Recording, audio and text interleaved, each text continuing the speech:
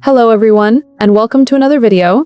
In this video, you're going to learn everything you need to know about the upcoming banners, including both new releases and rerun banners, starting from version 3.1 all the way through version 3.6. Before we jump in, it's important to clearly state that all of this banner-related information is based on early data and leaks.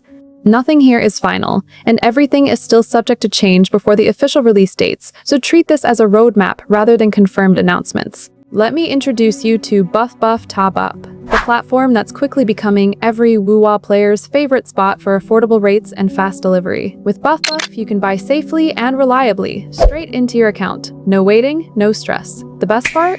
You can save up to 40% on select packs, depending on your region and deals running that week. They've also got an excellent track record with strong user ratings, plus multiple payment options including debit, credit, online wallets, and even crypto for extra flexibility. So seriously, what are you waiting for? Tap the link in the pinned comment or the description below, claim your exclusive coupon, and stock up before the next banner hits, because good deals don't last long. Let's start with version 3.1, Phase 1. This phase introduces a highly anticipated resonator that many of you probably recognize from the recent livestream, so she really needs no introduction. She is a 5-star fusion sword DPS with an extremely unique and flashy gameplay mechanic. She can switch between her base form and a full mech form, which already sounds insane on its own.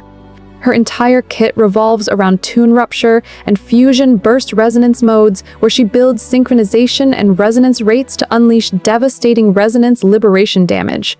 The more details that surface, the clearer it becomes that she is designed as a high-skill, high-reward carry.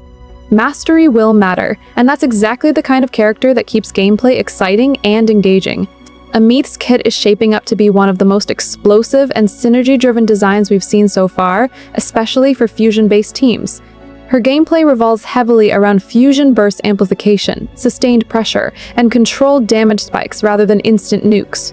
Aemeath thrives when her abilities are chained correctly, rewarding players who understand timing and rotation flow. She excels at applying persistent fusion effects that scale over time, making her especially deadly in longer encounters where enemies can't immediately shut her down. What really makes her stand out is how well she enables other fusion units, turning coordinated team play into a massive damage engine instead of relying purely on solo carry potential. If future fusion supports are truly built around her kit, Aemeath could easily become the backbone of an entire elemental archetype. Sharing the Phase 1 rerun banner is Chisa, a 5-star Havoc support who functions as both a debuffer and a healer while wielding a broadblade. At first glance, she may look easy to overlook, but once you start thinking about long-term team compositions, her value becomes impossible to ignore. Strong utility, consistent healing, and meaningful debuffs all rolled into a single kit make her a surprisingly powerful pick.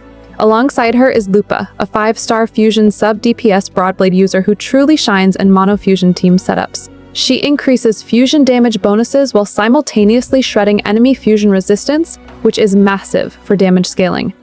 If you're serious about running a fusion-focused roster, Lupa feels less like an optional pickup and more like a core requirement. Moving into Phase 2 of version 3.1, we have Luuk, a 5-star Spectro Gauntlet DPS built almost entirely around aerial combat. His playstyle emphasizes staying airborne, chaining fast basic attacks, teleporting between enemies, and applying Tune Strain to generate Ichor. Once that Ichor reaches the required threshold, Luuk enters his Judge state, where his damage output skyrockets. His plunge attacks and execution skills receive massive boosts, turning him into a relentless airborne threat. If high mobility combat is your thing, this is a character that's incredibly hard not to get excited about. Luuk, on the other hand, represents the opposite end of the spectrum with a fast, aggressive, and highly mechanical playstyle.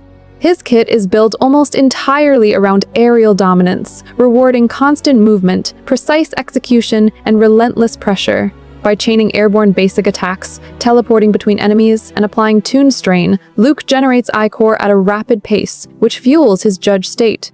Once activated, this state dramatically enhances his plunge attacks and execution abilities, turning him into a high-speed aerial executioner. Luuk's strength lies in his momentum. The better you maintain uptime and positioning, the harder he snowballs.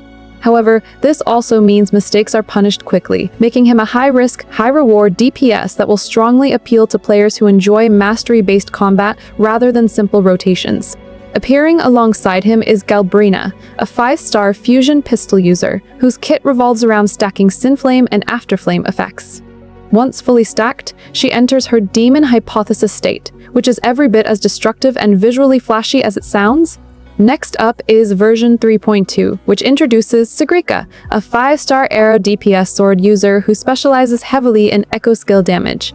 What really stands out here is that Sigrika is expected to be the only limited character releasing in this version, making her banner a very focused and deliberate pull decision for many players. Supporting her is Kyuyuan, a 5-star arrow sub DPS and support who also uses a sword. His role centers on providing strong, team-wide echo skill damage buffs, making him an excellent synergy unit, especially if echo-based team compositions continue to grow in importance.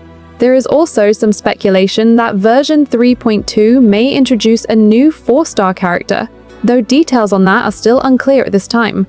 Moving on to version 3.3, things start to get a bit more mysterious.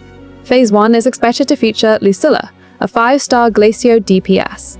Phase 2 introduces an unknown female 5-star fusion support. There's speculation that she may be designed specifically to support Aemeath, potentially focusing on fusion burst mechanics. If that turns out to be true, it could open up some very interesting team-building possibilities.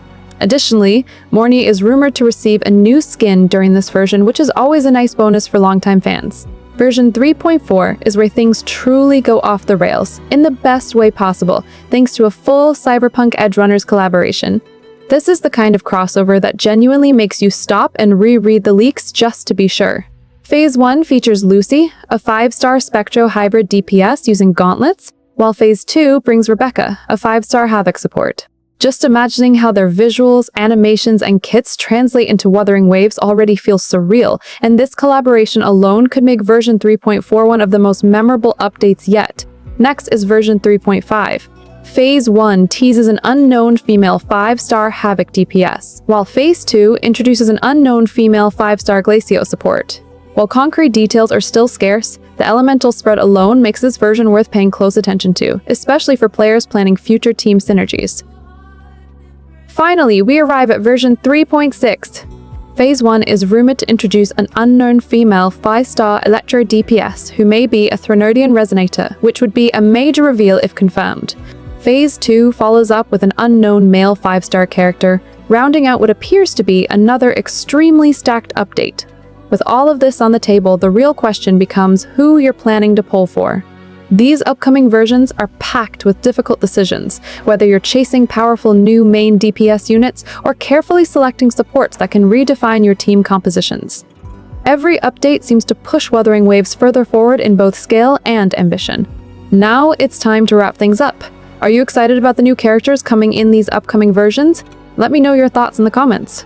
If you enjoyed the video, make sure to like it and hype it up, and I'll catch you in the next one.